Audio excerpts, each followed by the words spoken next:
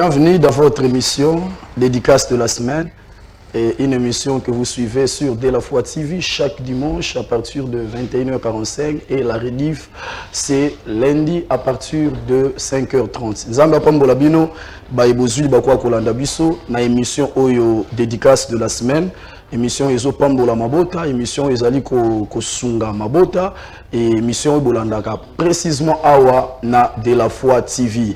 Boye malamu na numéro ya sika ya émission oyo Dédicace de la semaine. Sika tolo ba merci et pas inanzambe et oyo a permettre biso to koma na banda kuna bino et aussi nous voulons dire un grand merci à cette grande équipe qui nous accompagne et notamment na régie de Konabiso David Kibanza, liboso à caméra frère Nata Kifuta, pe na trésor comment on a son frère Trésor Tingi na réalisation frère Gauthier Kele. Nzambe apambola biso nyonso oyo tozuli baku ya kolanda émission oyo. Sala nde to sa kawana émission oyo hein, to partage yango. Ya, cela veut dire quoi? La moussa maman, la moussa papa, benga bandeko bazali banda, ibisa bango temps à prière à ba famille et koki. Il est vrai que tout qui l'église, tout ça na ba préoccupation ebele, mais émission autre baka elo komoko et nyonso oyo ba bonzeli nzambete ba exposa ngo na satana. Oui. Et c'est important pour soi sika ozo banda, ozana ba objectif ya sika, ozana ba programme ya sika, ozana ba ambition ya sika, ozapena ba bitumba ya sika oyo kokutana nango. Monandeti oyo réalisaki ko banda lundi kino dimanche alelo expiré. Tu veux commencer un nouveau voyage, voilà pourquoi ils ont nécessité que Nzambe azala le devant, pe Nzamba zo contrôle absolu ya nyonso oyo okosala. Nzambe apambola biso, philosophie mission na biso totambwisa maraboye bandeko balandi bayebi. Et pasteur Joseph Azwaka tant qu'on a dit ça mana charge Nzambe apesi biso ya koya ko motiver ba famille afin que tout soit au sérieux la préparation spirituelle ya ba poso na biso. Pourquoi? Vous savez dans ces derniers temps Satan a multiplié ba stratégie à distraction na ba Facebook na ba série télévisée na ba internet na makambo belé au monde apenza mutu dimanche na 0h azaka na réseaux sociaux abondelité alali na kuit abondelité donc aza fatigué a éviter kazo banda cycle prophétique mususu ya sika tolobaka na émission oyo ke soki échoué na jour moko c'est que poso mobimba baby soki obebi si poso mobimba elingi koloba ete sanze baby soki sanze baby mvule baby soki mvule baby c'est que bomo inawe baby. Voilà pourquoi esengeli ozwa au sérieux préparation spirituelle ya poso na yo et longa na yo ezo dépendre kaka te na ba contact ozanango na capital ozanango na énergie ozanango na intelligence ozanango pour bazala na intelligence balela bazala na énergie balela bazala na force balela mais ba batambola na Yesu Bible dit batikala ko kisama sonité ko la pambola biso et na pourquoi l'autre mito partager message oyo moké ko motiver biso pour que toi enrichir ba sujet na biso de prière, il y a prière to kosala kolandisa mana moment oyo mutune so bondelaka. Au bondelaka 23h tant émission au sala au bondeli et aussi la plutôt au bondeli. Au bondelaka 2h, 3h, au bon de la 5h, hernion au bon de la au bon de la nayo, mais on a dit qu'on a enrichir bas sujet de prière na biso. Hormis bas sujet aux anango, au kogipe ko serré bas sujet au tozope ça par rapport à exhortation de l'une ko ebisa biso awa. Nous voulons partager ces messages sur fils de David. Fils de David. Que Dieu soit loué. Je suis dans le livre de Marc chapitre 10 verset 46 à 47. À la maison, vous allez lire aussi 2 Samuel chapitre 5 verset 8. Marc chapitre 10 verset 46 à 47. À la maison, nous allons lire 2 Rois chapitre 5 le verset 8. 2 Rois chapitre 5 verset 8. Que Dieu soit loué. Natangi makumami nanzambe na mokanda Marc. Sunga penebisa bana batika ko déranger pourtant ils attendent culte hein? Nous sommes à la présence de Dieu oui parce qu'on est en train de bénéficier les informations divines oyo ko pambola biso na poso oyo natanga mokanda na Marc ce que vous appelez na Bible na yo tangi et vous allez malamu so na Bible était comment yango otanga ngo après Nzambe pambola biso banso. Écoutez ce que la pensée de Dieu nous dit.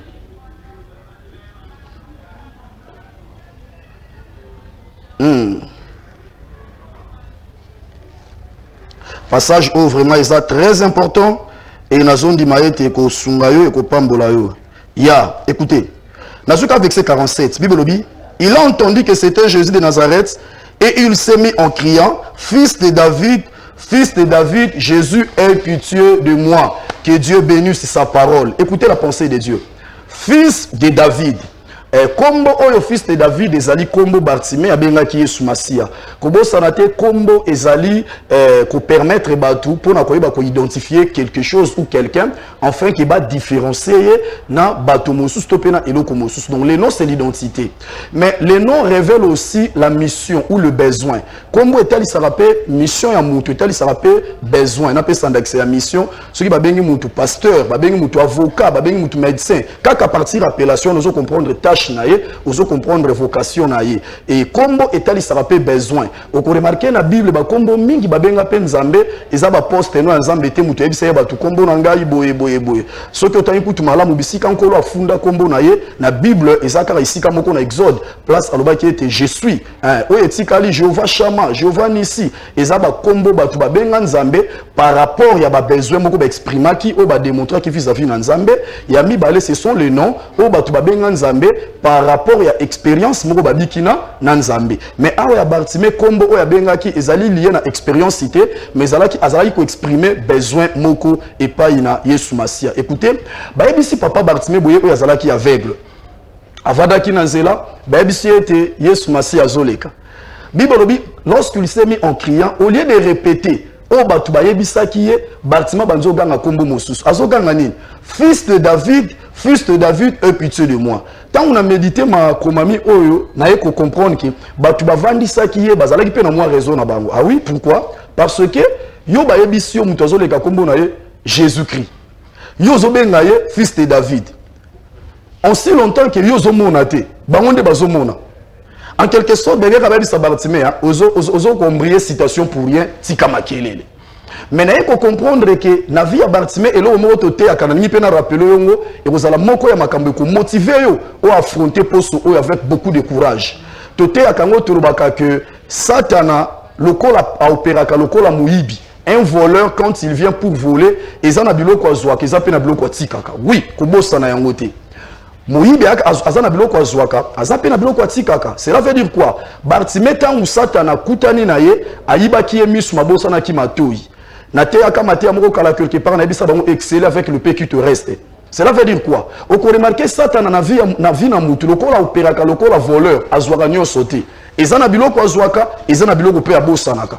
Yango ko remarquer na vie ya mama oyo Elisa asalaka miracle ya multiplication huile azala ki ne lokote Satana yibinyo so abotolier mobali abotolier commerce abotolier ba relation abotolier tout mais loko moko Satana bosene ko botola moi mafuta mukie etikala kina kisangala naye nazolinga na yebisa papa moko azolanda ngai mama moko azolanda ngai famille moko bazolanda ngai na poko ale boza décourager. Pourquoi? Parce que bozomi lobete to komi par terre musale baby ba relation baby mutotsela ki motema ayinio bisiko kana ki kozela lisungi mutu ngo kuto ba kozela lisungi ye moko balongoli na musala ye moko zo biso mboko na zana linga kuna zonga na Kinshasa ye moko zo biso na ko kasuite no supporter ko futelo nda kute zonga pa ba parents po ye mutande ko futelo ba classe habiter ane okotanga te ayebiso no na nyina kanga maison na ngai pozo produire te ozomi lo ba me na zo ka mbongo ko futela nda kutsuki na zo bima aba mukolo maison linga kanga maison na ko suka wapi Ozoka ba mauvaise nouvelle les autres d'une manière successive. Mais Simba pensait au kobosa na yangote. Quand le diable opère, il opère comme un voleur. Satana yiba kama yiba ganyo sauté. Ezana biloko Satana bosanaka. Ezana biloko Satana tikaka. Okoki kokende liboso na poste ozokota. Kolandisa mana oyo Satana tiki na bomo ina. Entre autres tikeli opema, atikeli Yesu Masia. Atikeli ba ambition, atikeli ba rêve, atikeli ba projet, atikeli conscience. Tu peux dire bravo à Jésus. Écoutez la pensée de Dieu. Frères et sœurs, na vie des fois, to penchaka makanisi na biso te na aussi to bungisi. Mais total a beaucoup plus haut aux anango. Pour ce qu'on kanisaka o bungisi, o bela batension, AVC zoyo, o sala ba crise otika bana wana. Otika libala wana mobali wana obala na Jesus. Orotika mwasi wana bandeko na yako bala pena sima. Orotika un circuit wana ba master ba profiter nango ko kanisa raté na oyo so bungisi. Tala beaucoup plus otikali nango. Avec ça, tu peux aller encore plus loin. Si tu me crois, tu peux dire amen jusqu'aux olandangai. Bartimée tikala kina mato inzo kabi bezo ba la foi vient de ce qu'on entend. Et il y a encore une autre chose, mutu akondima asala kama kambu ndenge batu baza ko exiger asala te. Asala kama kamundenge foi na Yesu bisaye asala. Voilà pourquoi vous remarquez tant ba ici Bartimée que kombo na ye fils comment Jésus ya lobino na ubenga Yesu ndebino su ubenga eti. Ah oui, abengi Yesu fils de David. Mais mon problème est que pour nani abengi Yesu fils de David. Mon problème est pourquoi abengi Yesu fils de David. Ah oui, na yeko comprendre que Bartimaeus zalaki na révélation. La foi entraîne la révélation de la personne de Christ. Écoutez, foi avant et memayo. Na kolonga, na kobala, na voyager, véritable foi doit apporter d'abord la révélation de la personne de Jésus-Christ en vous.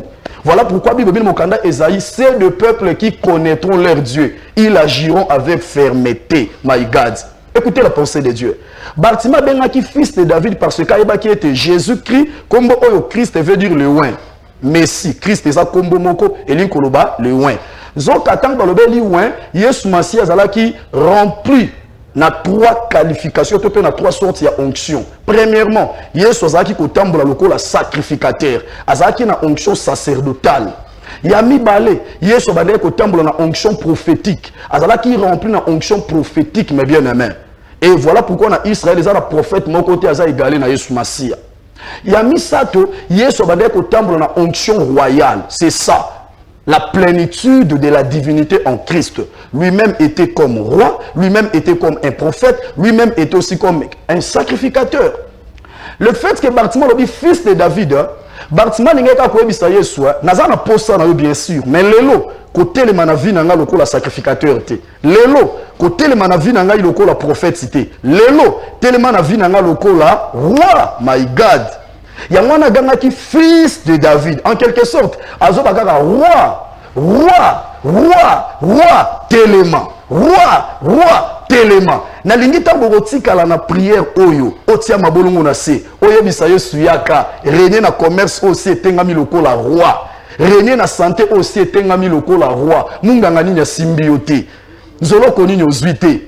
Est-ce qu'au côté de mabolongo na sete, oloba nzambo yokela nzoto? Est-ce qu'au côté le maté loko la roi? Nzambo opesanga libala na ngabolenge o satana zoboma. Est-ce qu'au côté le maté loko la roi? Nzambo opesanga bana oba komi kolala banzala lelo. Est-ce qu'au côté le maté loko la roi? Nzambo opesanga ministère oyo, lelo komi kolukilanga bitumba. Est-ce qu'au côté le maté loko la roi? Nzambo opesanga ibiro oyo na lukaka ngona ba prière. Ah oui, batu musumu sana bango euta parce que ndeko branchaye, abala parce que ba salela eboye, ba sokola ye bakata ezoloko me yanga euta na bangomba yanga utaka na mabolongo na se yanga utaka na kolela yanga utaka na ba retraite yanga uta na ba séminaire yanga uta na ngona ba imposition de maire basali ya nzambe yanga uta nango yanga uta nango est-ce que kozongisa o ebebi wana na maboko mutu akela ngote?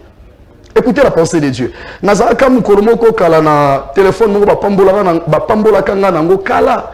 Siko tango baby na mboko nazaki wana bako ko bongisa ngote nde kwa somba ki ngo voyage ando ke China bia so pesi ngo na zongisa ngo na bako reparango na pesa epa kina nango ebonga.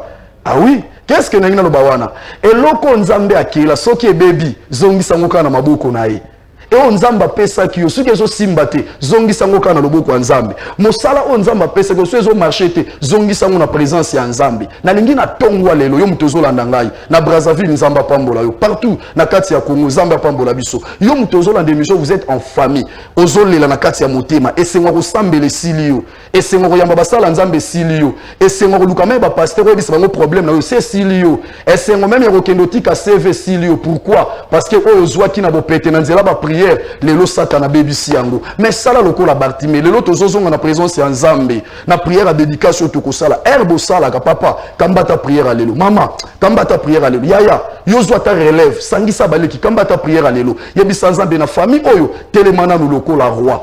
Pourquoi Bartimaeus yebisa ki yeso telema lokola roi?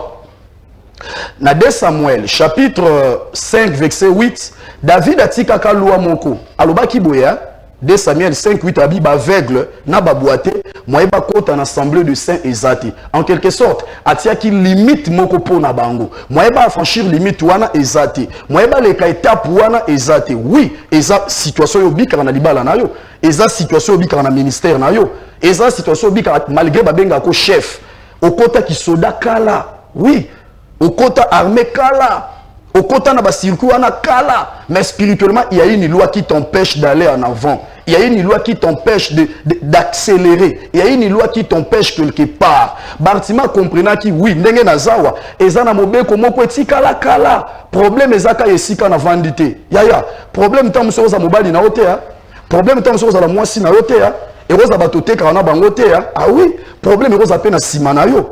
Na yamba ser mo boye ninga na bureau papa mibali na zoka bakimaka baboya nga l'occasion de rien suka baye bakenda na tuni eloko moko tant to bondela nzambe apesinga message na yebisa ke problème eza mibali wana te problème eza ye moko bandeko soki na vie na yo otambola kana mikumba otobengaka ba loi spirituelle ba charge démoniaque na muntu akana kya salelo malamu akosalelo mabe na mobali anganya zaki ni mobali malamu okoma mabe kamaradi azaka kamaradi malamu okoma mabe mama lopangu na bino azaka malamu okoma mabe patron azaka malamu okoma même pasteur akoyipe ko ina yo pourquoi parce que yo moko za na ba interdit my god ça me fait du bien yo moko za na ba interdit na yo batu mingi batamboloka na ba kasha ba interdit ne longi loi wane gangaka yebo salele bolamu te yebo bala ete yebo faire voyager ete yebo brancher ete yebo yokele mawate yebo sunga ete ye chaque fois mutalinga poussa na po salo bolamu loi wane gangi yazana ba interdit nazo bondela au nom suprême de Jésus-Christ kaka nenge bozolanda nga en famille soki satana tiaki ba interdit moko likolo na yo na domaine nga na yebite me Yesu Masia Nazareth ayebi na bondeli loi wana expiré na kombo ya Yesu Masia soko ndiminga lobata mes place aux alliés.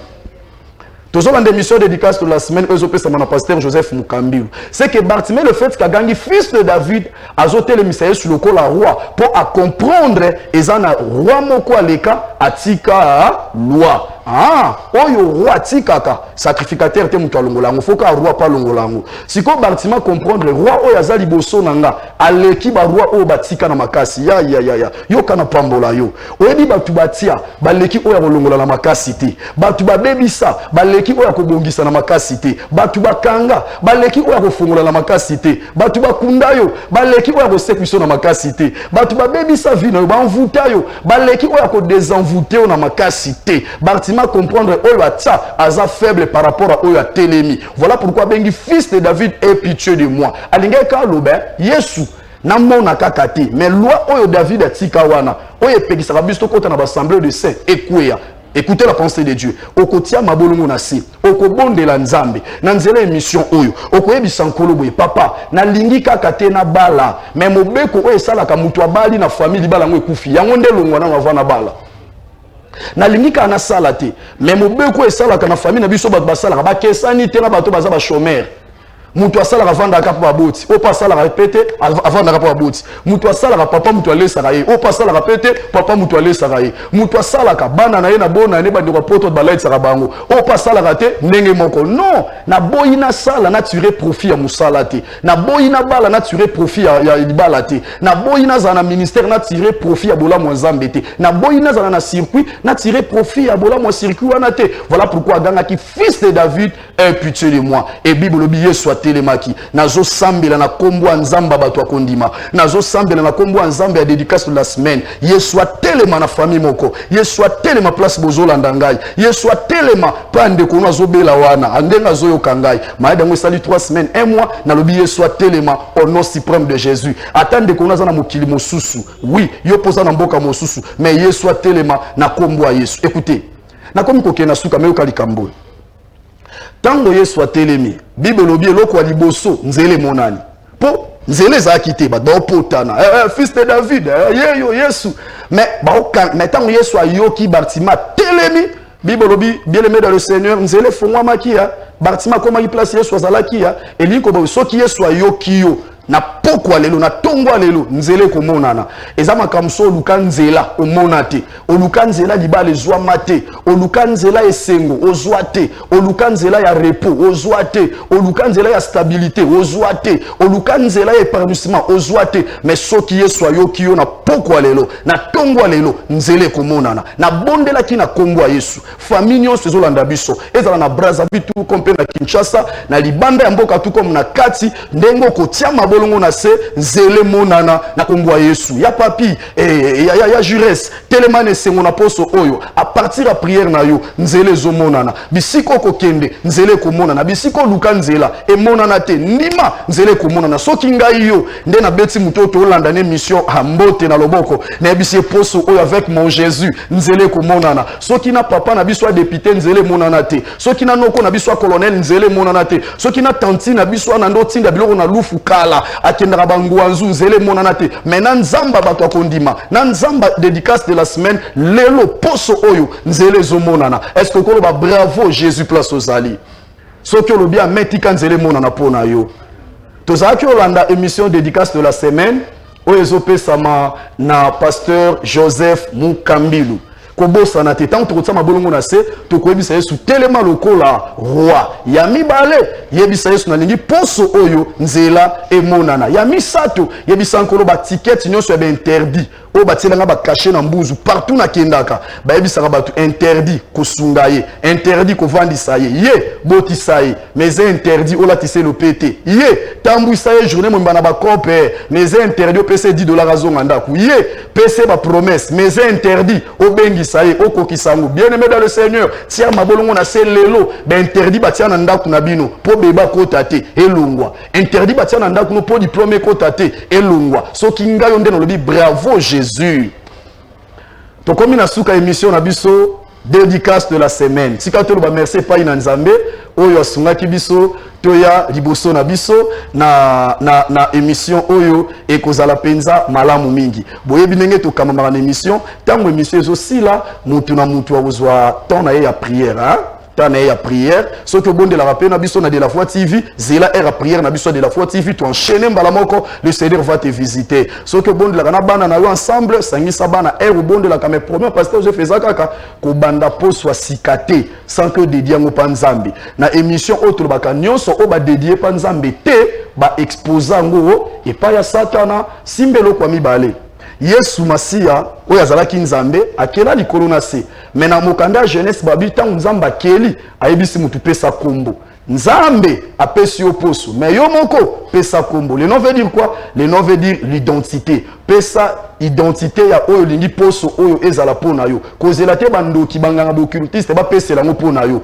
osimba mutu pamba nzambe apambola biso et nzambe apambola bandeko na biso ya Brazzaville vraiment oyo chaque fois bazo benga biso et nzambe apambola bango mingi tolingi koloba boye ndeko nyonso aza na posa ya lisungi ya libondeli de sorte que pasteur Joseph asunga na prière boyiba numéro na biso et kaka ndenge ozolanda émission osuki ozali na requête ozana sujet ya semaine ko hésiter te tinda ngona numéro owaneza affiché na ba écran na biso na C plus 243 89 72 48 199 ezape numéro na biso ya WhatsApp kozela te kaka siko benga toko yamba yo toko bondela nzambe e okotato la bikamo na nzambe ezana bakamu susu esenga te yo bondela e yo senga pe basali ya nzambe basunga yo kolanda sama na grâce on nzamba te kati na bangu e kozala penza malamu mingi boye pasteur Joseph ayambaka chaque lundi pe vendredi na yambaka na bureau na église et disposez vous okutana basana mosali ya nzambe tokozanga te kosunga biso na conseiller moko benga yalo papa